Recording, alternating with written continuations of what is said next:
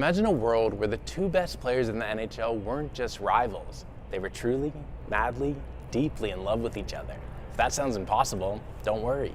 Halifax author Rachel Reid has done the work of bringing it to life for you. I guess I was just being hopeful. Reid's novel, Heated Rivalry, soon to be a TV show, follows a Canadian NHL player who begins a star-crossed romance with a Russian rival that threatens to change both their lives and the game forever. This is such a bad idea. The books are sexy and often quite explicit, but what makes Reid's work transgressive is how she writes men's professional hockey players who are still able to be out and thrive at the game they love. There's a lot of times that sport has broken my heart that had nothing to do with what was happening on the ice. So I think the books are kind of like a little bit therapeutic for me and a way of kind of pushing back a little.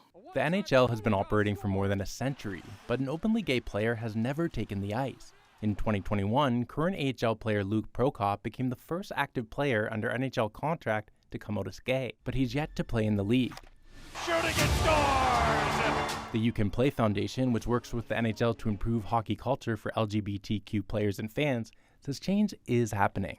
Even 10, 15 years ago, 0 players were wearing Pride jerseys, and even if one wore it, it was the biggest win we could ever imagine in our lives.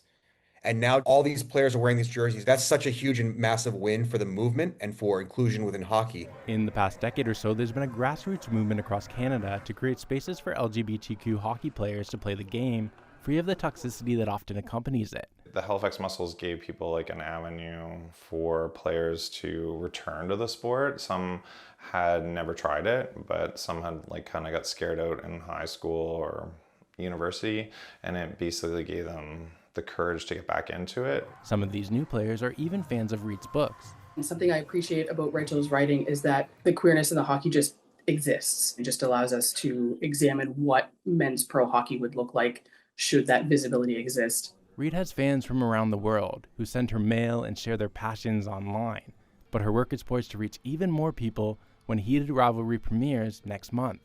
I think in Canada especially, it will be hard to ignore this story, this show. It's going to be talked about, and I'm sure that it's going to get a lot of pushback too, and I'm fully prepared for any backlash it might get. She knows the very idea of a show about 2 male hockey players falling in love will be met with some skepticism.